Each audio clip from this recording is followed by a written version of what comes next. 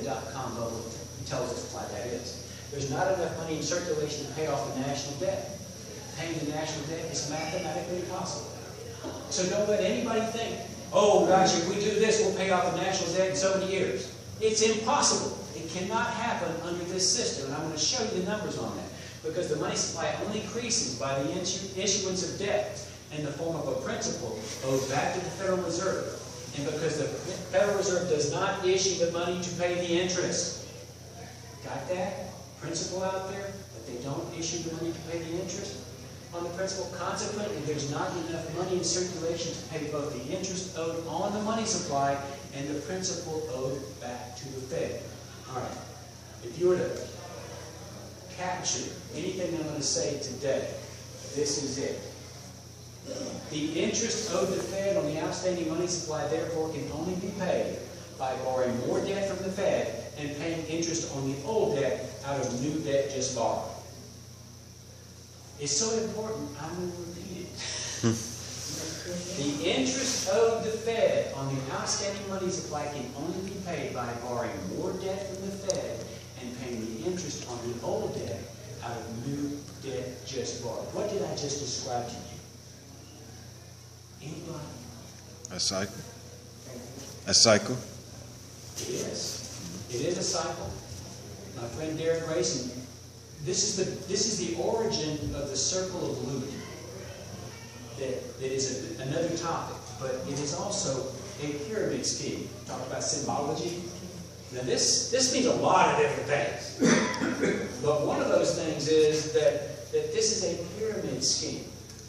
The entire American money supply and all of the Western central banks' money supply is based upon a pyramid scheme. The beneficiaries of it are the owners of the system. The Barry Madoff on a grand scale. That's what this is. The Federal Reserve System is a pyramid scheme of the highest order designed ultimately to indent and enslave the American people. Like I said, it's not a conservative issue. It's not a liberal issue. We're all getting rained on. We're all being impoverished.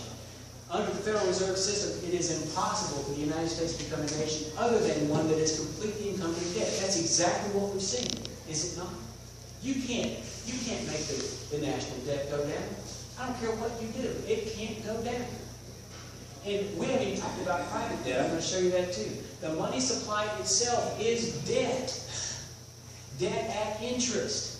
So the system is set up to fail. In 1913, the Congress gave away the right to create interest-free money to a corrupt and corrupting shadow government and sovereign body of influence, one that maintains its position of influence by both buying and enabling the buying of influence over the decisions of our nation's leaders. This is what happens in Congress.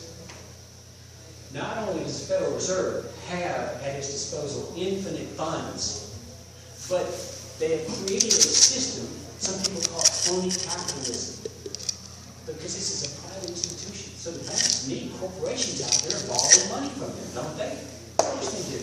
And the banks buy stock in the corporations, and the banks have money to lend to the corporations. The corporations have got to be able to borrow that money from them in order to generate profits to pay that back. So there's a partnership going on in here. So you have the Federal Reserve Central Bank inside the government. It's like a cancer. It's in there. We can't get rid of it.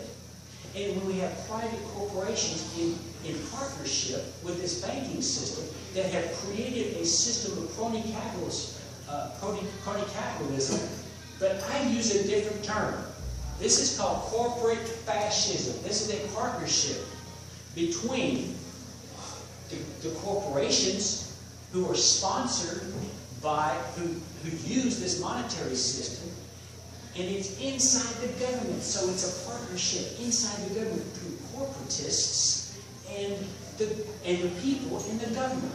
The legislature, the Congress, the Senate, the House, they're all in this. And you know what? They get up there, they don't have an idea about any of this stuff. If they did, some of them would go along with it anyway. But other ones, they have systems set up where they just get captured into this system.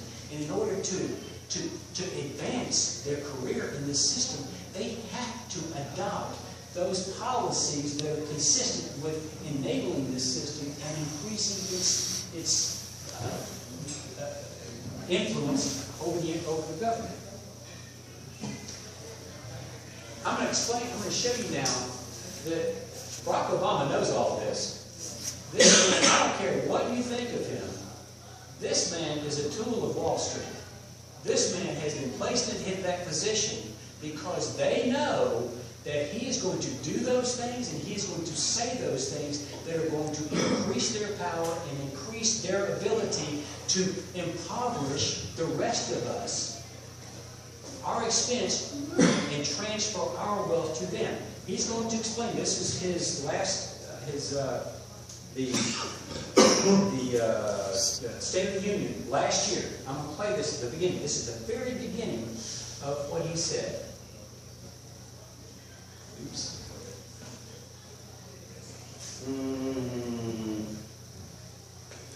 I thought I was. Let's see. Oh. I'm sorry. Where is my microphone? Wireless. Here we go. Bear with me 30 seconds. 30 seconds and I'll have it going here. I got talking to David before the thing going, and I forgot to finish the setup here. With an effort just to get by, let alone to get ahead. And two. All right, I'm going to back up and come back in again. Over more than 3 decades, even before the Great Recession hit, massive shifts in technology and global competition had eliminated a lot of good middle-class jobs and weakened the economic foundations that families depend on.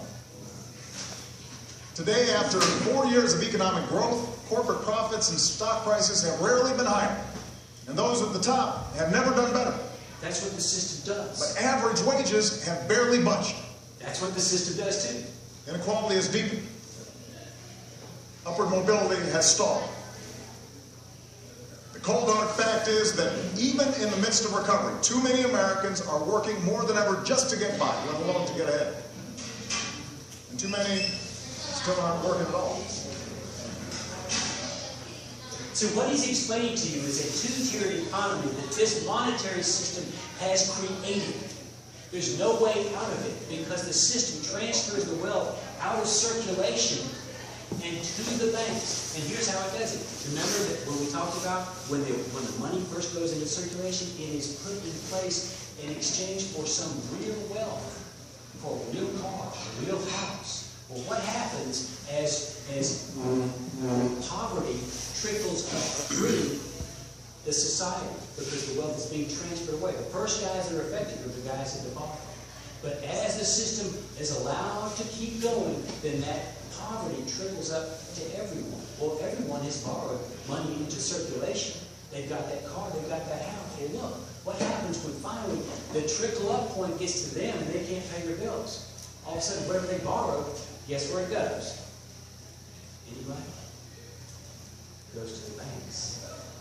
You see, so they're not at risk. They print the money out of the air, and they exchange it for something that's real wealth. But that real wealth, ultimately, when finally everything goes down, that ultimately they have the laws in place to where the real wealth goes to the bankers. That's how this system works. Right. Everybody seen the national debt clock before? This is a tool. This is a really great tool. Now this is like 6-7 months old. There's no reason to change because the principles are the same. This is the national debt. Now it's up at over 18 trillion. Everybody heard that last week or 2 weeks ago. At the time it was 17.3 trillion. I want to call your attention to a couple of things here. The total debt, including national debt and private debt, is $60 trillion. But look, folks. There's only $11 trillion in circulation. So when I say it's impossible to pay off the national debt, see, if we took every dollar out of everybody's accounts and said, let's just pay this thing off, you'd end up $6 trillion short. It's impossible to pay off the national debt. And couple that with another 40-some-odd trillion dollars of personal debt, where everybody borrowed to buy a car or a house or whatever it might be, then that number is even worse. You see, when this number goes down with respect to that number and this number, we become less and less liquid in the economy, and that means that the water's leaving Lake Lanier faster than it's coming in. You see what's happening here is that the entire system is based upon deflating the amount of ability for the people to pay their bills as that wealth is transferred to the bankers who own the system. And this is in 2000. Let's look at how it's changed since the year 2000. Rather than 17 or 18 trillion, it was 5.7 trillion of national debt. The total debt was 25 rather than 60, and the money supply was 4.6 trillion. So you had 5.7 versus 4.6, so it was like only $1.1 trillion difference here. Well, today it's 6 trillion. You see, everything's diverging over time. The amount of debt, but the ability to pay debt was pretty close back then. Now it's getting further and further apart as we go through time. You think that's bad? 1990. And you can do this. Go back, just go to the national debt clock on your computer, and you can click on these years. And it'll tell you at that moment of that year that you look at it, this is what the picture was. And all these numbers are changing as you go. They display it over and over and over. All right. The national debt in 1990 was $3.1 trillion. Nothing. But everybody thought, wow, guys, we're about to $4 trillion. $3.1 trillion. The total debt was 13 trillion. Now it's 60.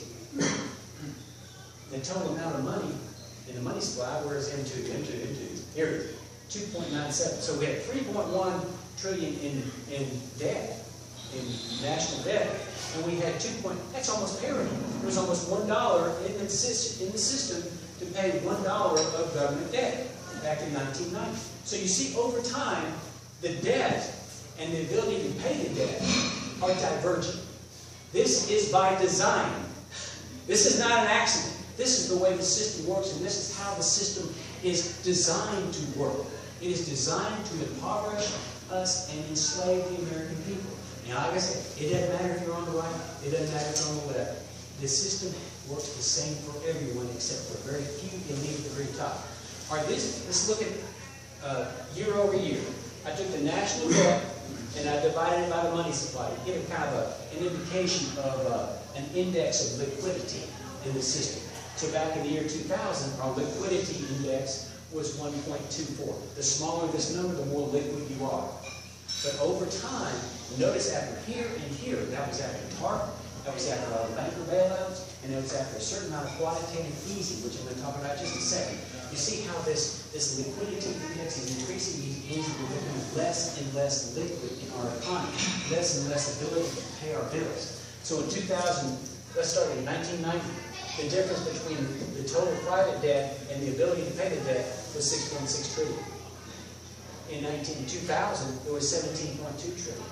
And in 2014, it was 37.7 trillion. It can't go down because the system is designed to do that. So where's all that money go? It goes into the Federal Reserve interest rate. This is the mechanism that makes Wall Street banks too big to fail, because they are the recipients of all of the difference. Every one of those dollars, every one of those $60 trillion was in the economy at one time. It was loaned into existence. Well, if it was loaned into existence, why isn't it there now? Well, it's not there now because we've been paying interest on it for the entire time. And undertaking banker bailouts this entire time. When we took $800 billion and said, okay, this is the troubled assets relief program. And the simple, stupid thing about that was, you understand the mechanism here. Here, the money did not exist. We had to bail out the banks, remember? Well, the banks printed the money out of thin air. They loaned it to the government. And what did the government do? They handed it back to the banks. That's TARP. I mean, how stupid is that? It's insane to imagine that if the American people understood the mechanism, that they would put up with that. They wouldn't put up with it anyway. The American people were definitely against it. So, interest and principal are being removed from the money supply faster than new principal is being borrowed. This is the Lake Lanier effect. When it doesn't rain for a long time, no water entering the system. It's still leading through the dam. That's what's happening in our economy.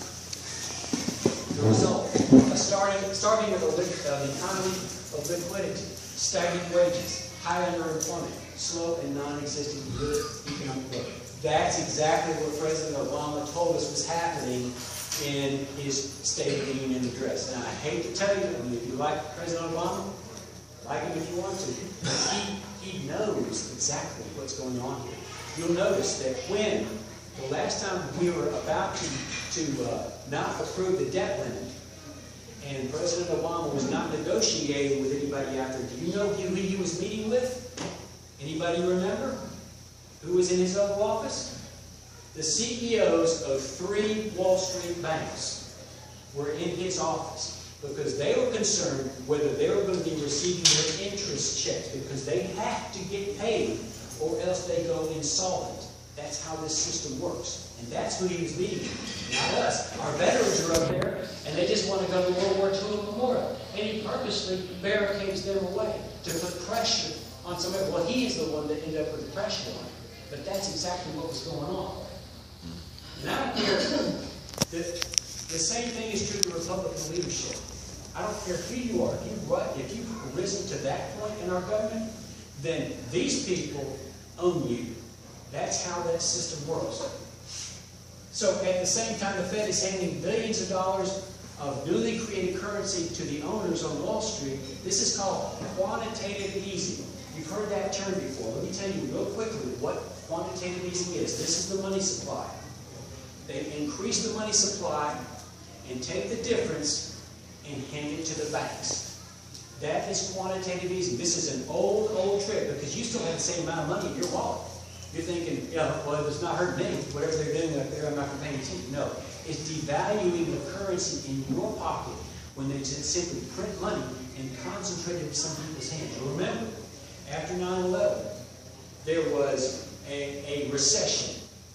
And what did President Bush do? And I'm not pushing President Bush, because I've got some real big problems with President Bush. But this is what he did. It's just different to show you the difference. Rather than printing money, because we had a liquidity problem, rather than printing money and concentrating in a few people's hands, everyone who paid taxes got a check. Do you remember that? Okay, that was a stock split. It wasn't to give you wealth. What it did, ultimately, the currency devalued, because right after that, remember the price of oil, everything goes up. You know? Well, that's what happens when you increase the money supply, but there's no new value in the economy for which it was exchanged. But at least there was equity in that, because that was a stock split rather than just a stock giveaway to the people who own the business. So quantitative easing is a wealth transfer protocol from Main Street to Wall Street. That's all it is. Because they own the system and they're unaccountable to anyone for what they do with it, they have the right to do that. It's legal for them to just print money for themselves. Now, they've been doing this a long time. Notice who said this. Andrew Jackson had a big problem with the banks, because none of this is new. You know, the scripture said nothing new under the sun. Well, nothing is new here. And there was a 20-year charter for the Bank of England under the name of the Bank of the United States, but it's really owned by the Bank of England, that Andrew Jackson disdained. The entire War of 1812 was fought over this issue, whether we're going to use English currency or our own currency. So he hated the Brits, and he knew that they owned our bank. So he goes, gentlemen, he wrote them a letter, the bankers, I have been watching you for a long time. I'm convinced that you have used the funds of the bank to speculate on the breadstuffs of our country. Breadstuffs, speculate. These are derivatives right here. Nothing has changed. When you won, you divide the profits amongst you, and when you lose, you charge it to the bank. In other words, you enlarge the money supply, and you took the difference to pay you back your ante on your wagers that you lost. You tell me that if the deposits in the bank and annul its charter, I shall ruin 10,000 families. That may be true, gentlemen, but that is your sin. Should I let you go on, you will ruin 50,000 families, and that would be my sin. I mean, just think about it. the gritty determination it took the President of the United States to battle these people. You are a den of vipers and thieves. Remember, the only people in the entire Scriptures that Jesus Christ ever had committed a violent act against were the money changers. That's what this reference is all about. You are a den of vipers and thieves. I intend to rout you out, and by the eternal God, I will rout you out. Well, that's exactly what we're going to have today. We've got to have this. We've got to rout these people out, and we've got to reclaim ownership of our monetary system. If we don't, my friends, you can't save this system. It is going down as we even speak, because we're reaching to a critical point in the ownership and the processing of this system. The banks and the Federal Reserve System operate with virtually no risk. They print the money out of the air. Gambling with American wealth, dividing the profits when they win, and enlarging the money supply when they lose, effectively charging the losses to the American people.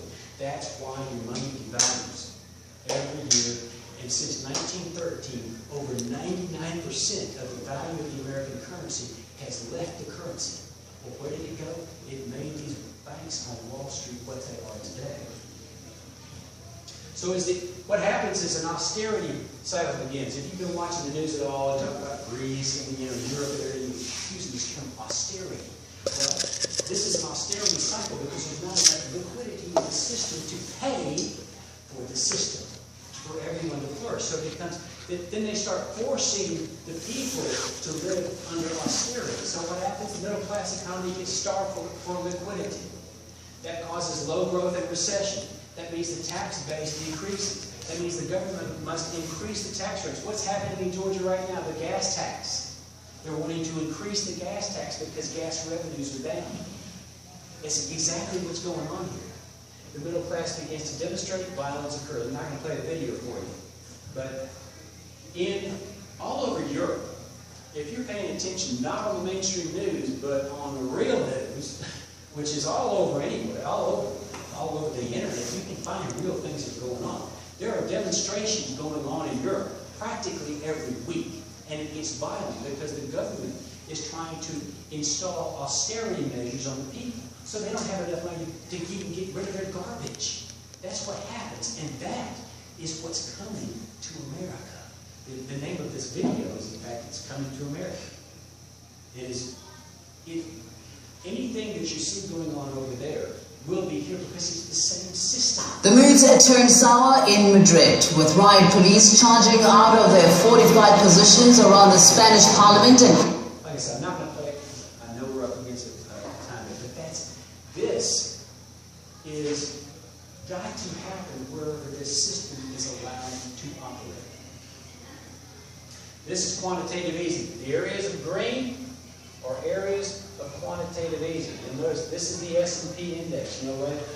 As the banking system failed, the S&P dropped off a cliff. Well, down here they announced, this is the Lehman Brothers bankruptcy, Bear Stearns back over here. They announced that they were going to start printing money. They announced this is these quantitative easing measures. When he says that, then the bankers perk up their ears. The investors perk up their ears. Okay, what they're going to do? They're going to start printing money, hand it back to banks. Print money, hand it back to banks. They did that for years, and they're still doing it, doing backdoor mechanisms. They've required the banks to hold as reserves a certain amount of currency because the banks, even though the Fed has declared that they're no longer printing money, the banks have held reserves to be able to still pump up the stock market. This is what happens. Whenever they start handing free money to the banks, what do they do with it? Every dollar they hold as reserves under their rules, they can multiply that by a factor of 10, and they can do something with 9/10 of it. Up until the year 2000, when the laws changed, when the Glass-Steagall bill was repealed, then they actually had to loan it out into the economy. But after that, it all became a casino. Now they can take those excess reserves and they can use it to pump up the stock market. And that's exactly what they've been doing.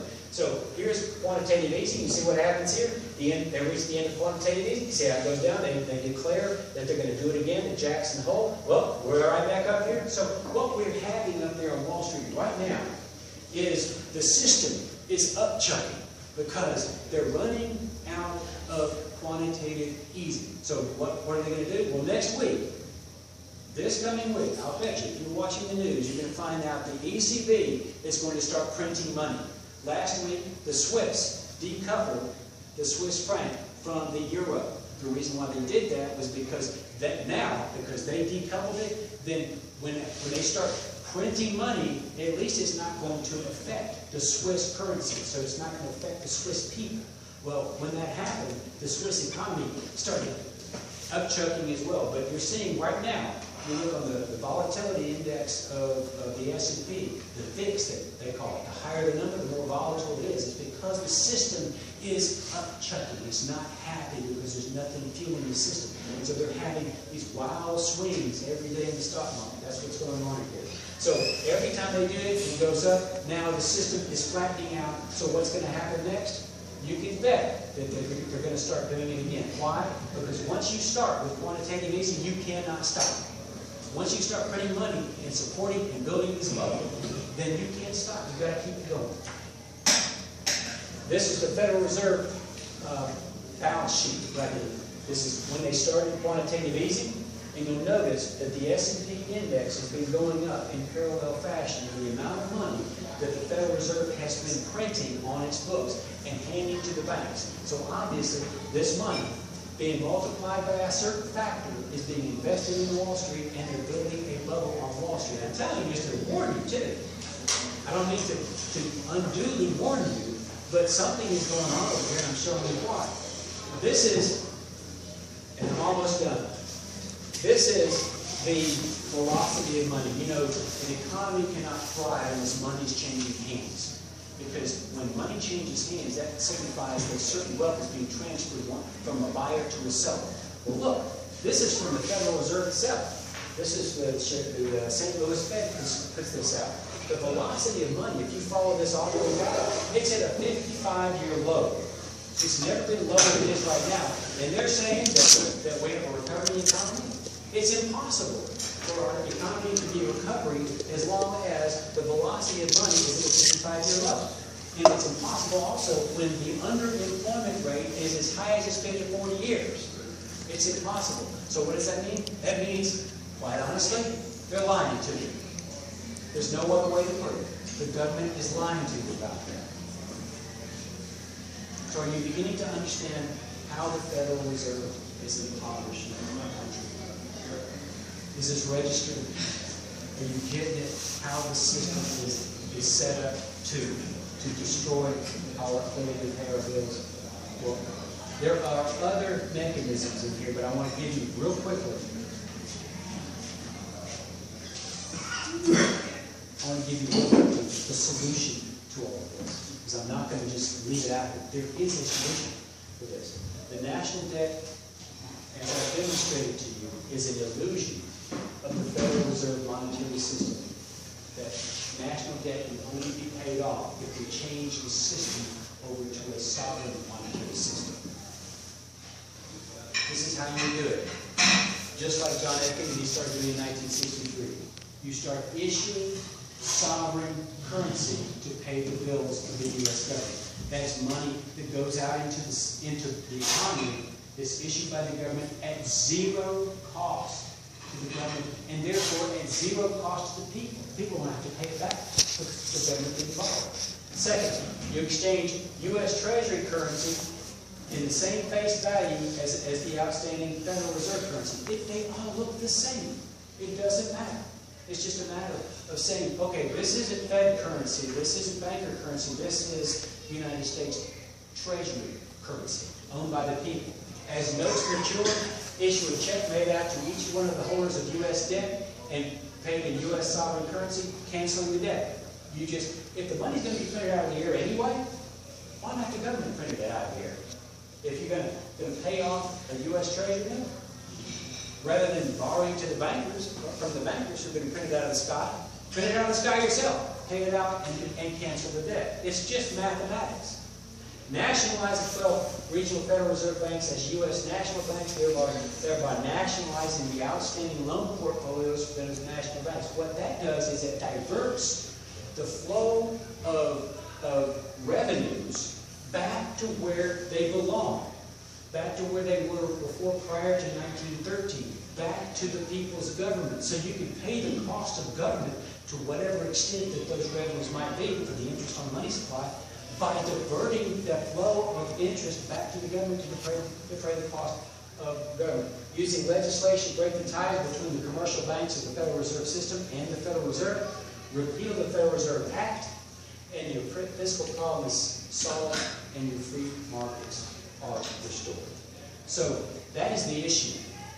Whether the United States and its people should continue to be held hostage by a private bank and all that that means, or whether they should restore the American Republic of the founders and once again live under the blessings that God given provides. Did that help to understand what's going on in this world? Yeah. Mm-hmm. Yes. I will open it for questions. I have some questions.